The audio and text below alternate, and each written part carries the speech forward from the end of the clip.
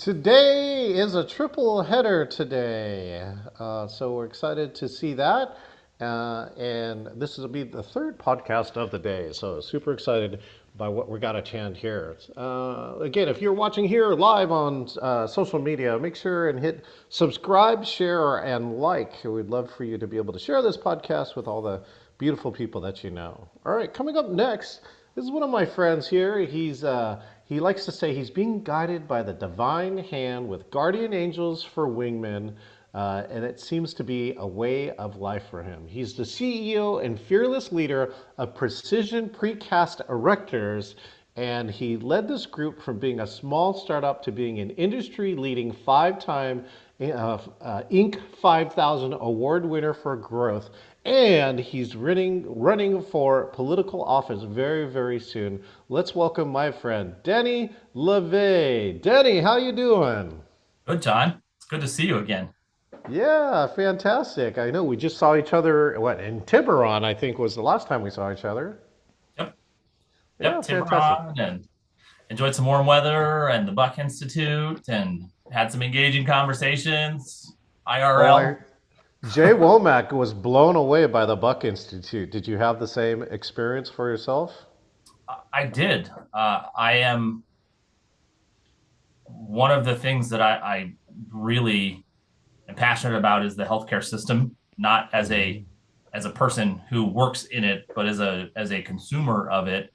And I just to see somebody approaching it differently excites me and interests me because the system definitely feels broken. And I, can only imagine people who are really up against the wall in the system, where they're at, right? But I've seen some of the brokenness in my own life and in my own family, and I just go, we have to approach this differently, right? Well, And one of the best ways to not be part of that is to stay healthy and stay out of the system.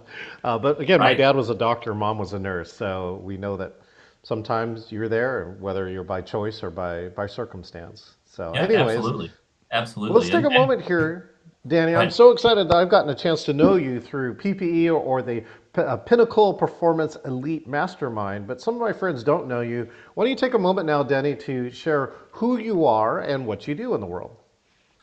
Well, I'm one of the founders and owners of Precision Precast Erectors. We've been in business for 17 years. And in a nutshell, we build really cool buildings out of, I like to say, adult Legos. Uh, so it's very large pieces of concrete that come out on semi trucks, ranging anywhere from 6 to 8,000 pounds, all the way up to 100,000 pounds or more. And they fabricate those in a factory and they ship them out by semi. And then we use cranes and other equipment to put those into position on the building or to make the building itself.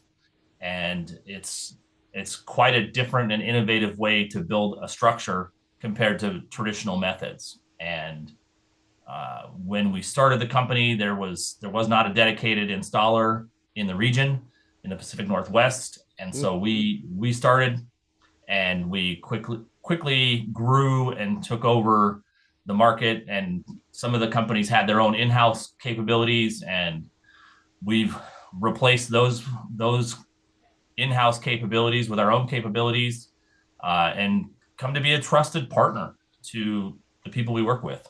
Uh, One of the compliments we get often is we're the most professional company they work with on the entire job. And I know we're doing a good job when I hear that from our clients. Fantastic, Danny. And like, what are some of the advantages? I think I know that you do some pretty cool design beforehand so that you can envision a space. And I think that there's some big cost savings when you can build a building like that. Is that correct? There can be. A lot of it depends on the complexity of the design and the level of architectural features desired by the team. The the biggest advantage comes when you can work in parallel with site work. So what I mean by that is the design team has a design, they release anything that has to be done on site, like footings and deep underground work. and they release the drawings to the manufacturer to make the precast at the same time. And so while they're doing site work and preparatory work, they're able to begin manufacturing the precast. And in that sense, you can, if it's done well, you can save a lot of time.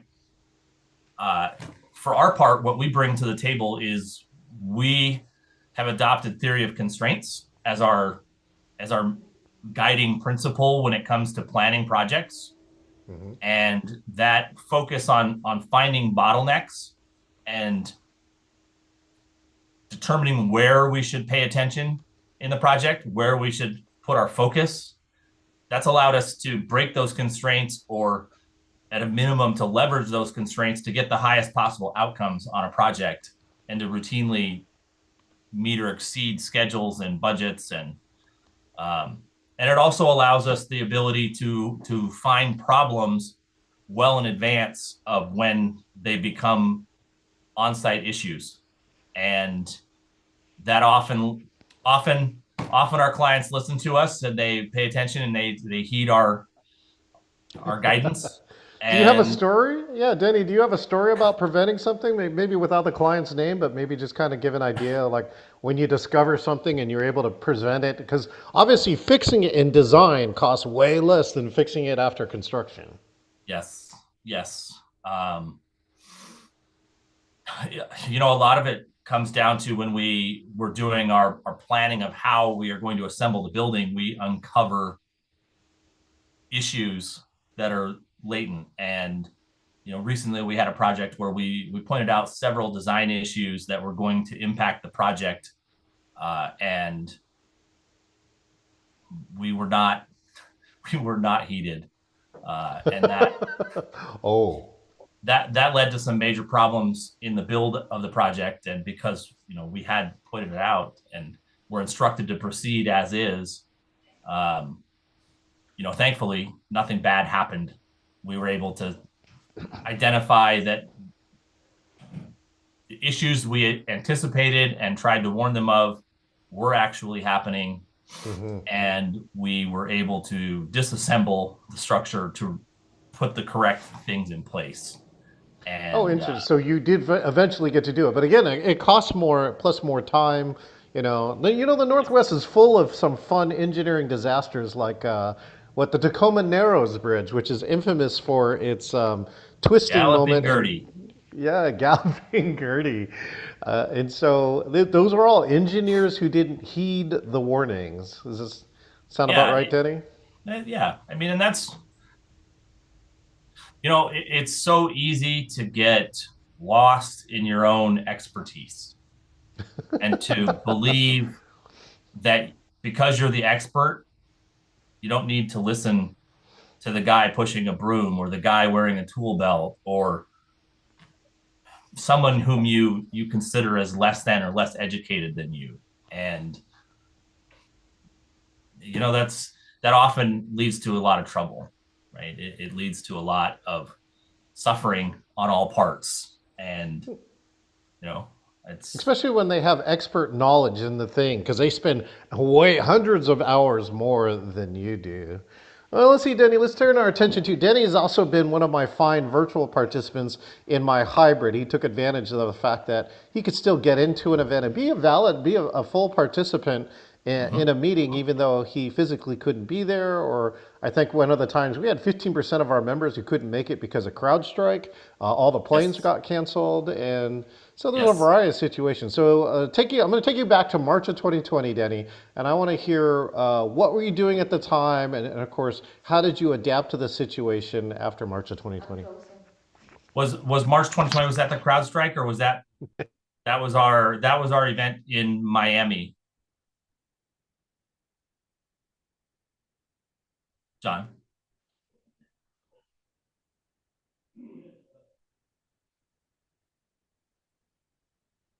This pause in the action is brought to you by Denny LaVé for Senate. Okay, you're back. Thank you, Denny. Yeah, no, sorry. We're gonna have to cut today's interview short. They gave me the closing time that was different than the closing time we received earlier. Okay. But I might be able to rejoin you if you're still free too, so we can record the rest of this interview if you are free in just a few minutes. I just got to motate to another location. Okay. Yeah, that's great. Well, why don't we do this then, Denny? Let's see. We're going to continue this interview, but let's just see this one piece. What's the biggest thing? Like, if you could give one piece of advice to any business owner who's listening to this, what advice would you give them?